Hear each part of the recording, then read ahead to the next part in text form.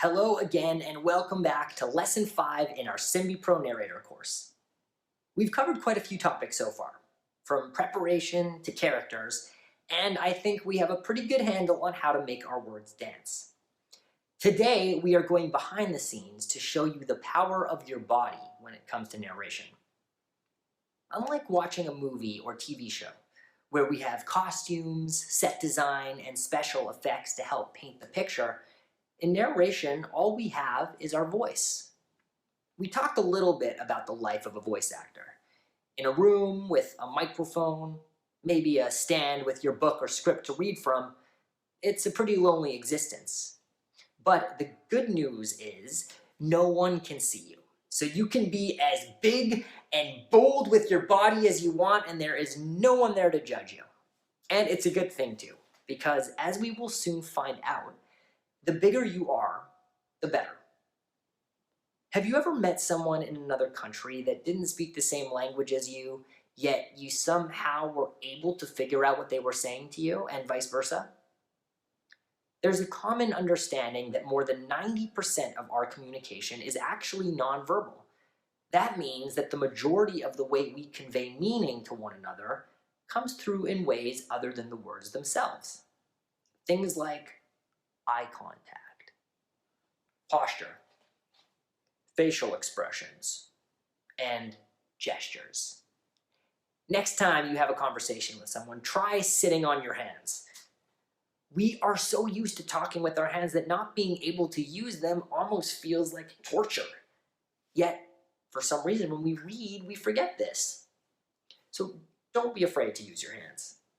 When you're describing a scene, actually paint the picture as if it was on a canvas. Imagine what you're saying and try to show the listeners exactly what you're describing. Close your eyes for a second. The mountains were huge with jagged peaks that were kissed with snow. Now listen again. The mountains were huge with jagged peaks that were kissed with snow. Did you hear a difference? By taking the time to visualize and really use my hands to show you what I was talking about, the words came to life. The same goes with facial expressions. Sometimes simply by reading something with a smile or a frown, we can completely change how it sounds. Watch this. And they all lived happily ever after. Happy, right? Now, and they all lived happily ever after. Even with the happy words, when I grimaced, I found it an actual challenge to sound happy. Think about what you're reading and change your facial expressions accordingly. Did the main character just get reunited with his little sister? Try smiling. Is the villain closing in a terrifying chase? Open your eyes wide and gasp in terror. The more you exaggerate, the better, and your words will follow. In our last lesson, we talked about characters and how we can use our voices to create their sound. Now, while listeners may not get a chance to see your body work, by holding our bodies like we imagine our characters do, or gesturing like they would, we can really help to get into their voice. Maybe your character is old and slow. Change your posture.